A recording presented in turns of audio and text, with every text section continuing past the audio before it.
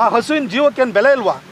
ಇನ್ನೊಂದು ಗೌರಿಪಾಳ್ಯದ ಇನ್ನೊಬ್ಬರು ಸಾಬಣ್ಣ ಜಮೀರ್ ಅಹಮದ್ 3 ಹಸು ಕೊಟ್ಟೋಗಿದೆ. ಅಲ್ಲ ರೀ, ನೀವು 3 ಹಸು ನಮ್ಮ ಖರೀದಿ ಮಾಡಿ ತಂದು ಕೊಟ್ಟು ಕೂಡಲೇ ಆ ಪ್ರಕರಣ ಅಲ್ಲಿ ನಿಲ್ಲಲ್ಲ. ಹಸುವಿನ ಕೆತ್ತಲು ಕೊಯ್ದಿದಾರಲ್ಲ, ಆ ಹಸುವಿಗೆ ನೋವಾಗಿಲ್ವಾ? ಅದನ್ನು ನಾವು ಮಾತೆ ಅಂತ ನಾವು ಪೂಜಿಸ್ತೀವಲ್ಲ, ನಮ್ಮ ಭಾವನೆಗಳಿಗೆ ಘಾಸಿ ಆಗಿಲ್ವಾ? ಆ ಸಾಬಣ್ಣ ಮಾಡಿ ತಪ್ಪು ಅಂತ ಯಾವತ್ತಾರ ಹೇಳಿದ್ರಿ ನೀವು? ಅವನಿಗೆ ಶಿಕ್ಷೆ ಕೊಡೋವಂಥದ್ರ ಬಗ್ಗೆ ನೀವು ಯೋಚನೆ ಮಾಡಿರಾ?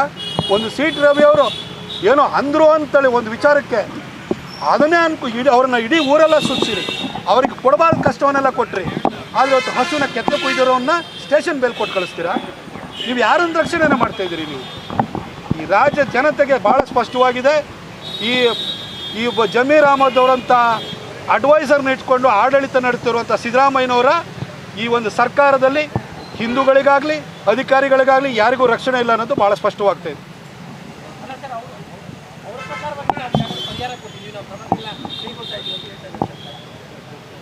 ಇವ್ರ ಮನೆಯವ್ರನ್ನ ಯಾರು ಕೊಚ್ಬಿಟ್ಟು ಆನಂತರ ಪರಿಹಾರ ಕೊಟ್ಬಿಡ್ಲಿ, ಅವಾಗ ಒಪ್ಕೊಳ್ತೀವಿ ನಾವು ಕೂಡ.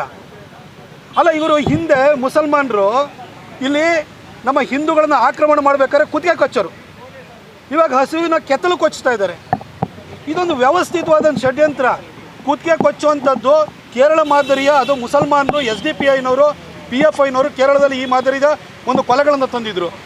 ಇವತ್ತು ಹಿಂದೂಗಳ ಕೊಲೆಯನ್ನು ಇಲ್ಲಿ ರಾಜು ಮಾಡಿರ್ಬೋದು, ರುದ್ರೇಶ್ ಮಾಡಿರ್ಬೋದು, ಇದೇ ಥರ ಮಾಡಿದರು. ಈಗ ಹಸುಗಳನ್ನು ಬಿಡ್ತಾ ಇಲ್ಲ, ಹಿಂದೂಗಳ ಧಾರ್ಮಿಕ ಭಾವನೆಗಳಿಗೂ ಪೆಟ್ಟು ಕೊಡಬೇಕು ಅಂತೇಳಿ ಹೇಳ್ಬಿಟ್ಟು ಇವತ್ತು ಹೊರಟಿದ್ದಾರೆ. ಅಲ್ಲ ಸಿದ್ದರಾಮಯ್ಯನವರೇ, ನೀವು ಗಾಂಧಿ ಹೆಸರನ್ನ ಪದೇ ಪದೇ ಹೇಳ್ತಿರ್ತೀರಿ, ನಿಮ್ಮ ಪಕ್ಷದವರು, ನಿಮ್ಮ ಸರ್ಕಾರದವರು. ಗಾಂಧಿಯವರು ಗೋಮಾತೆ ಅಂತ ಹೇಳಿದಂಥವ್ರು, ಗೋವಿಗೆ ರಾಷ್ಟ್ರೀಯ ಪ್ರಾಣಿಯ ಸ್ಥಾನಮಾನ ಕೊಡಬೇಕು ಅಂತ ಹೊರಟಂಥವ್ರು. ಅಂಥ ಹಸುವಿನ ಕೆತ್ತಲು ಕೊಚ್ಚಿದ್ರೆ ಅದನ್ನು ನೀವೊಂದು ಸಣ್ಣ ಪುಡಿ ಪ್ರಕರಣ ಅಂತೇಳಿ ಹೇಳ್ಬಿಟ್ಟು ಸ್ಟೇಷನಲ್ಲೇ ಮುಚ್ಚಾಕ್ತಿರಲ್ಲ, ನೀವು ಗಾಂಧಿಯವರಿಗೆ ಕೊಡ್ತಾ ಇರೋ ಮರ್ಯಾದೆ ಇದೇನಾ?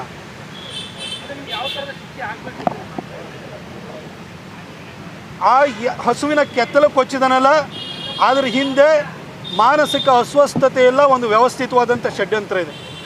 ಇದ್ರ ಬಗ್ಗೆ ಕೂಲಂಕಷವಾದ ತನಿಖೆ ಬೇಕು.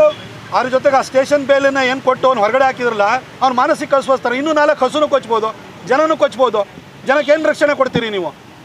ಅವಾಗಲೂ ಇದೇ ರೀತಿ ಮಾತಾಡ್ತೀರಾ ನೀವು?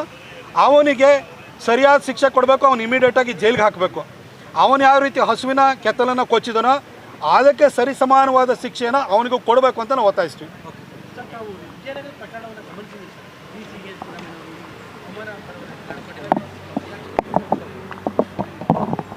ಸಿದ್ದರಾಮಯ್ಯನವರು 2013ರಿಂದ 2018ವರೆಗೂ ಮೊದಲನೇ ಬಾರಿ ಮುಖ್ಯಮಂತ್ರಿ ಆಗಿದ್ದರು.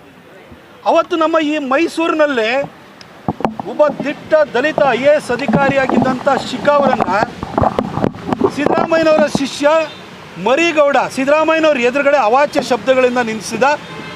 ಆತನ ಮೇಲೂ ಏನೂ ಕ್ರಮ ಕೈಗೊಳ್ಳಿಲ್ಲ. ಶಿಖಾ ಪ್ರಕರಣದ ಮೊದಲು ರಶ್ಮಿ ಮಹೇಶ್ ಮೇಲೆ ಆಕ್ರಮಣ ಮಾಡುವಂತಹ, ಚಪ್ಪಲಿಯಲ್ಲಿ ಹೊಡೆಯುವಂಥ ಪ್ರಕರಣ ಮೈಸೂರಿನಲ್ಲಿ ಸಂಭವಿಸಿತು.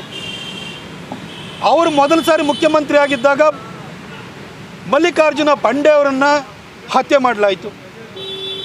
ತುಮಕೂರಿನಲ್ಲಿ PSI ಜಗದೀಶ್ ಅವ್ರನ್ನ ಡ್ರ್ಯಾಗರ್ನಲ್ಲಿ ಸುಚ್ಚಿ ಸಾಯಿಸಲಾಯಿತು. DK ರವಿ ಅನುಮಾನಾಸ್ಪದವಾಗಿ ಸಾವನ್ನಪ್ಪಿದ್ರು. MK ಗಣಪತಿ ಸೂಸೈಡ್ ಮಾಡ್ಕೊಳ್ಳೋದಕ್ಕೆ ಹೋದಂಥ ಪರಿಸ್ಥಿತಿ ಸೃಷ್ಟಿಯಾಯಿತು.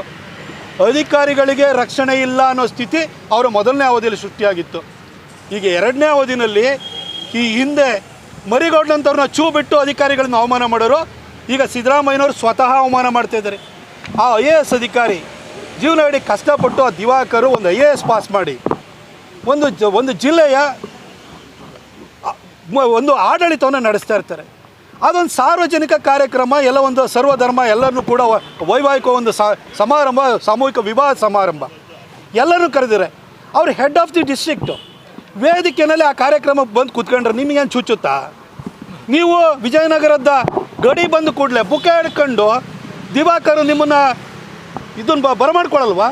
ಆವಾಗ DC ಬಂದು ನಿಮಗೆ ಬುಕ್ಕೆ ಕೊಡ್ಬೇಕಾದ್ರೆ ನಿಮಗೆ ರೀತಿ ರಿವಾಜ್ ಪ್ರಕಾರ DC ಬಂದು ಫಸ್ಟ್ ಬುಕ್ಕೆ ಕೊಡುತ್ತಾನೆ. ಆ DC ನೋಡಿರ್ತಿರ್ತಾನೆ. ವೇದಿಕೆಯಲ್ಲಿ ಕೂತಿರೋದು DC ಅಂತ ಗೊತ್ತಾಗಿದೆ, ನಿಮಗೆ ಬುಕ್ಕೆ ಕೊಟ್ಟು ಬರಮಾಡ್ಕೊಂಡಿರ್ತಾರೆ. ಆ DCನ ನೀವು ವೇದಿಕೆಯಲ್ಲಿ ಅವಮಾನ ಮಾಡ್ತಿರಲ್ಲ. ಒಬ್ಬ DCಗೆ both judicial and executive powers ಇರುತ್ತೆ. ನೀವೇನೇ ಹೇಳಿದ್ರೂ ಕೂಡ ಆದೇಶ ರೂಪದಲ್ಲಿ ಹೊರಡಿಸುವಂಥದ್ದು, ಒಂದು ಸರ್ಕ್ಯುಲರ್ ಹೊರಡಿಸುವಂತಹ, ಸುತ್ತೋಲೆ ಹೊರಡಿಸುವಂತಹ ಅಥವಾ ಆದೇಶಗಳನ್ನು ದಾಖಲೆ ರೂಪದಲ್ಲಿ ಹೊರಡಿಸುವಂತಹ ಹಕ್ಕು ಮತ್ತು ಅಧಿಕಾರ ಇರೋದು ಒಬ್ಬ ಡಿ ಸಿಗೆ. ಆ ಡಿ ಸಿನ ಸಾರ್ವಜನಿಕರ ಎದುರುಗಡೆ ನೀವು ಅವಮಾನ ಮಾಡ್ತಿರಲ್ಲ, ಇದು ಇಡೀ ಅಧಿಕಾರ ವರ್ಗಕ್ಕೆ ಮಾಡಿದಂತಹ ಇದು ನಿಮ್ಮ ಅವಮಾನ. ಇದು ಅಲ್ಲಿ ಹೋಗಿ ನಿಮ್ಮವರೆಲ್ಲ ಕೇಕೆ ಹಾಕಿ ಚಪ್ಪಾಳೆ ತಟ್ಟಿ ಸಿಳ್ಳೆ ಹೊಡಿತಾರೆ. ಒಬ್ಬ ಅಧಿಕಾರಿ ಆತನಿಗೆ ಏನಾಗ್ಬೋದು? ಇದು ಅಧಿಕಾರಿ ವರ್ಗಕ್ಕೆ ಇದೊಂದು ಡಿಮೋರಲೈಸ್ ಮಾಡುವಂಥ ಸಂಗತಿ ಅಲ್ವಾ ಇದು? ಯಾಕಾಗಿ ನೀವು ಈ ಥರ ಟಾರ್ಗೆಟ್ ಮಾಡ್ತಿದ್ರಿ? ಅಥವಾ ಡಿ ಸಿ ಅವ್ರ ಜಾತಿ ಗೀತಿ ಏನಾದ್ರು ನೋಡಿಬಿಟ್ಟು ನೀವೇನು ಟಾರ್ಗೆಟ್ ಮಾಡ್ತಿದ್ರಾ?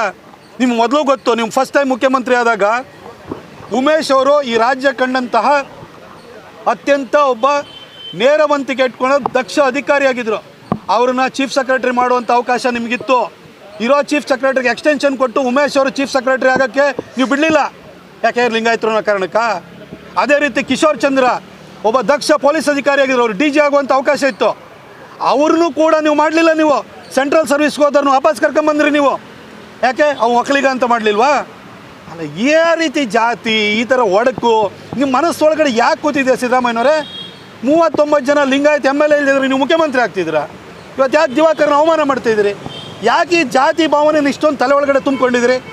ಈ ಸಿದ್ದರಾಮಯ್ಯನವರ ಆಡಳಿತದಲ್ಲಿ ಹಿಂದೂಗಳನ್ನು ಒಡೆಯುವಂಥ ಕೆಲಸ, ಹಿಂದೂಗಳ ಭಾವನೆಗಳಿಗೆ ಘಾಸಿ ಮಾಡುವಂಥ ಕೆಲಸ ಎಲ್ಲವೂ ನಡೀತಾ ಇದೆ. ಇದನ್ನು IAS ಅಸೋಸಿಯೇಷನ್ ಏನಿದೆ, ಇದನ್ನು ಮುಖ್ಯಮಂತ್ರಿಯವರ ವರ್ತನೆಯನ್ನು ಖಂಡಿಸಬೇಕು ಅಂತ ನಾನು ಕರೆ ಕೊಡ್ತೀನಿ. ನಿಮ್ಮ IAS ಅಸೋಸಿಯೇಷನ್ ಇರೋವಂಥದ್ದು ಕೇವಲ ನೀವಲ್ಲಿ ಹೋಗಿ ಲೇಔಟ್ ಮಾಡೋದಕ್ಕೆ ಅಥವಾ ನಿಮಗೇನಾದರೂ ಸೈಟ್ಗಳು ಬೇಕೋ ಇದಕ್ಕೋಸ್ಕರ ನಿಮ್ಮ ಅಸೋಸಿಯೇಷನ್ ಮಾಡಿರೋದಲ್ಲ. ಒಬ್ಬ ಅಧಿಕಾರಿಗೆ ಈ ರೀತಿ ಅವಮಾನ ಮಾಡಿದಾಗ ನೀವು ಅದನ್ನು ಪ್ರೊಟೆಸ್ಟ್ ಮಾಡಬೇಕು, ಅವ್ರನ್ನ ಪ್ರೊಟೆಕ್ಟ್ ಮಾಡ್ಕೊಳ್ಳೋ ಕೆಲಸನೂ ಕೂಡ ನಿಮ್ಮ IAS ಅಸೋಸಿಯೇಷನ್ ಮಾಡಬೇಕು. ಈ ಕೆಲಸವನ್ನು ಕರ್ನಾಟಕದ IAS ಅಸೋಸಿಯೇಷನ್ ಅವರು ಮಾಡಬೇಕು ಅಂತ ನಾನು ಕೇಳ್ಕೊಳ್ತೀನಿ. ಚೀಫ್ ಸೆಕ್ರೆಟರಿ ಅವ್ರಿಗೂ ಕರೆ ಕೊಡ್ತೀನಿ. ನೀವು ಸರ್ಕಾರದ ಬಾಲಬಡುಕರು ಕೆಲಸ ಮಾಡೋವಂಥದ್ದಲ್ಲ.